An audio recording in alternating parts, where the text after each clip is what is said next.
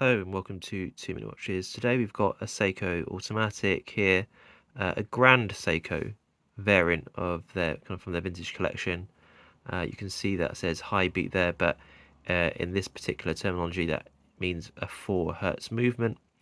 Grand Seiko was one of the two variants alongside King Seiko where they try to compete with the kind of more luxury end of the market.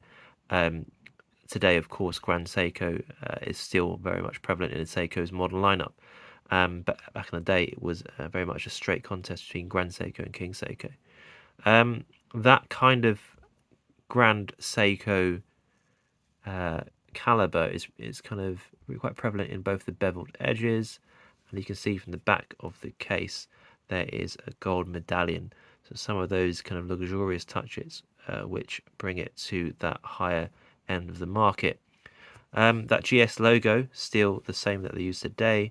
Obviously, with the modern Grand Seiko line, they've done away with the double logo and they just have the Grand Seiko at the top.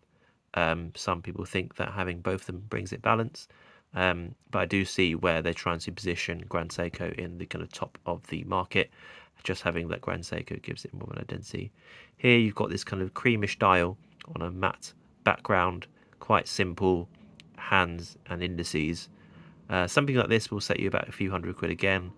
I do think for those trying to look for that history of Seiko trying to reach the upper echelons of the market with their offerings can pick up something in today's market in a much more affordable price range.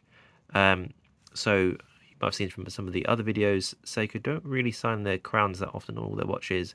For example, you can't see it on the SPB 143, but here you have that Grand Seiko logo on the crown.